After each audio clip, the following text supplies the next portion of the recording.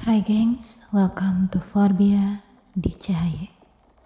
Cerita horor yuk. Hai Bias, how are you guys today? Sekarang aku ada panggilan seru buat kalian semua yang support aku. Jadi nama panggilannya itu Bias.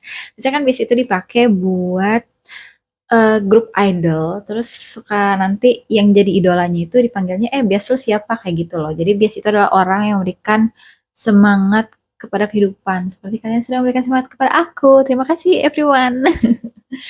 Cringe banget sih. Anyway, maafkan ke cringe-an aku susah banget ya ngomongnya.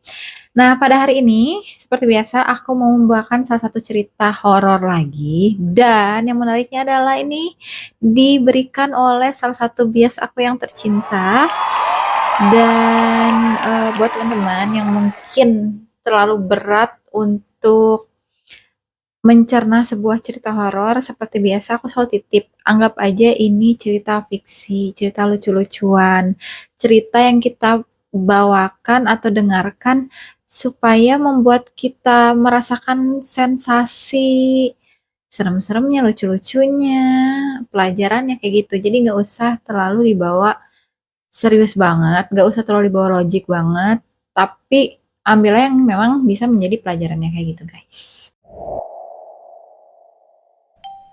Cerita kita hari ini dibagikan oleh salah satu seorang wanita cantik yang bernama Dian. Nah, ini namanya disamarkan ya. Dian ini berprofesi sebagai awak kabin di salah satu maskapai penerbangan di Indonesia. Keren banget kan? Nah, tentunya sebagai awak kabin atau kru pesawat terbang gitu, si Dian ini dalam satu harinya bisa memiliki beberapa rute penerbangan. Jadi satu hari itu nggak cuma terbang sekali dan bisa beberapa kali. Kebetulan pada hari itu Dian memiliki sebuah rute di mana dia harus landing di Jakarta. Nah, abis landing di Jakarta dia harus terbang lagi nih, langsung terbangnya itu ke Bandara Hasanuddin Maros, Sulawesi Selatan. Pada saat landing waktu itu udah menunjukkan pukul 11 malam waktu Indonesia setempat. Waktu itu mungkin jam 11 Wita kali ya. Nah, Dian sama awak kabin yang lain itu ya langsung didirect untuk ke salah satu hotel yang menjadi tempat layover mereka. Nah, hotel layover itu artinya adalah hotel yang memang dikhususkan oleh maskapai penerbangan untuk krunya atau untuk awak kabinnya supaya mereka bisa beristirahat through the night. Jadi besoknya tinggal lanjut kerja lagi kayak gitu, guys. Cuma pada saat itu, di rute penerbangan tersebut, yang perempuannya ini cuma Dian nih, sehingga si Dian ini harus nginep sendirian, ya harus tinggal sendirian di si kamar hotel itu. Nah, pada saat di dalam pesawat, emang si awak kabin yang lain udah bilang, kayak pramugara-pramugara yang lain tuh udah bilang ke si Dian, Dian, by the way, lu kan cewek sendiri nih, jadi nanti kan lu tidur sendiri, gue cuma mau wanti-wanti aja. Hotel yang akan kita tinggalin ini memang terkenal rada angker, jadi lu harus hati-hati ya gitu. Jadi si Dian itu udah diwanti-wanti.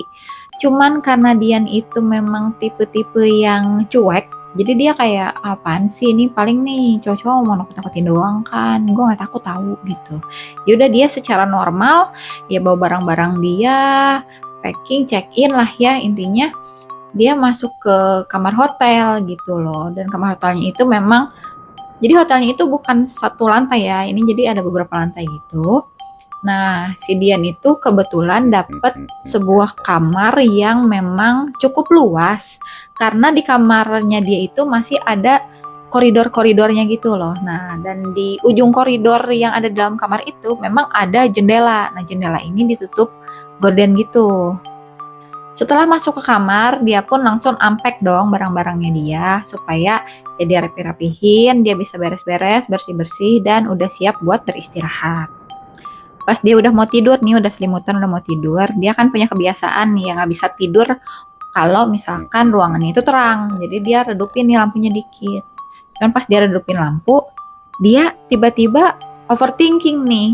Kayak teman-teman tuh ada kan tipe orang yang kalau misalkan udah ready mau tidur, malah otaknya mikir banyak gitu. Nah ini dia itu tipe orang yang seperti itu. Jadi dia pas lagi mau tidur bukan langsung istirahat, tapi dia lagi mikir, tadi aku kepikiran nih, teman-teman bilang kalau misalkan di kamar yang ada jendelanya, itu jendelanya nggak boleh dibuka, katanya gordennya nggak dibuka, harus ditutup aja.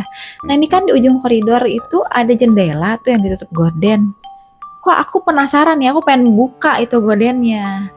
Nah emang si Dian ini emang sifat dasar manusia ya. Kalau dikasih tahu jangan, malah penasaran kenapa jangan gitu. Akhirnya si Dian pun memikirkan hal itu. Ih kayaknya lucu juga nih kalau misalkan gue buka, emang apa masalahnya sih, namanya jendela kan diciptakan untuk dibuka gitu. Akhirnya si Dian itu bangunlah dari tempat tidurnya, dia jalanlah ke koridor lalu ke ujung situ ke tempat si jendela itu berada. Akhirnya dia buka gordennya, dia kayak berharap ada apa gitu. Enggak, cuman ada jendela doang ya, bingkainya dari kayu dan kebetulan memang bisa dibuka. Ini dia buka tuh si jendela tersebut. Dia lihat-lihatlah pemandangan kan, kiri kanan gitu, atas bawah. Pas di bawah dia tuh kepo sedikit gitu. Di bawah kok aku lihat ada pipa air ya, ini pipa air apa ya, tentu saja untuk air gitu. Tapi namanya orang mungkin iseng nggak bisa tidur, dia liatin, ini panjang nggak ya pipa airnya, dalam nggak ya gitu. Akhirnya dia pikir, coba aku jatuhin barang, mungkin kerikil-kerikil kecil gitu ya, cuma pengen tahu aja itu si pipanya tuh sedalam apa. Pas dia jatuhin barangnya ya, dia cuman ngedenger bunyi pluk gitu. Oh gini doang, ternyata nggak sedalam itu gitu ya. Gitulah ya, orang kalau malam-malam bangun gabut itu unik-unik aja gitu. Nah sama lah kayak Dian ini, cuman buat ngetes pipa air, ngetes ini ngetes itu. Intinya malam itu dia cuman mikir, ini yang diwanti-wanti tidak boleh dilakukan, ini aja. Lu apa yang harus aku takutkan gitu kali dalam hatinya dia gitu. Ya udahlah, dia pikir, wah ini udah jam 1:30 nih, harus tidur karena besok kerja lagi kan. Akhirnya dia tutup jendelanya, dia tutup juga gordennya, dan dia siap-siap lah mau tidur. Akhirnya Dian pun jalan ke kasurnya ya, dia bersiap-siap lah pakai selimut. Terus pas dia mau merem, di sudut matanya dia merasa kayak kok ada yang beda gitu. Dia pas ngeliat kok ada sedikit kayak bola ya, bola berwarna hitam yang padahal tadinya nggak ada. Nah bola ini adanya di sudut kamar gitu. Tadi kayaknya nggak ada deh bola itu, cuma kok apa gitu. Dia liatin aja, dia perhatiin gitu ya, karena memang dia penasaran juga kan.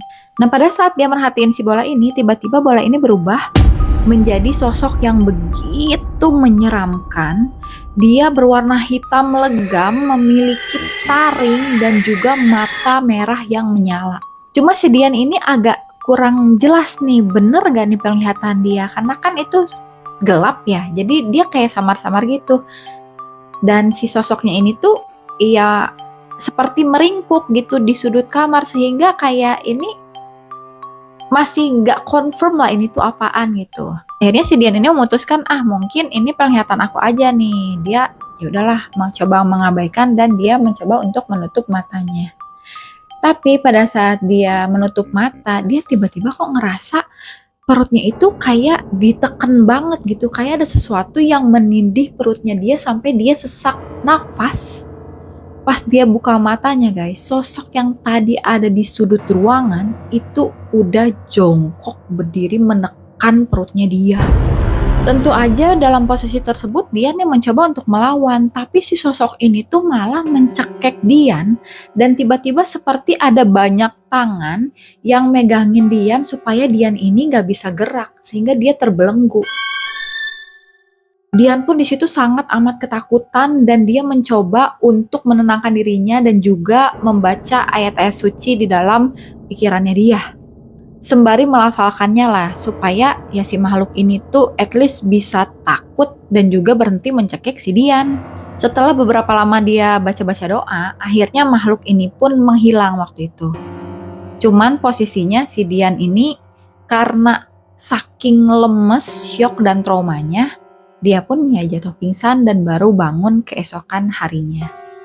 Di sini Dian gak lanjutin ceritanya apakah dia akhirnya cerita ke koleganya, ke awak kabin yang lain atau enggak. Tapi pastinya pengalaman ini membuat Dian itu masih kadang suka trauma, takut dan juga suka keinget-inget sampai sekarang.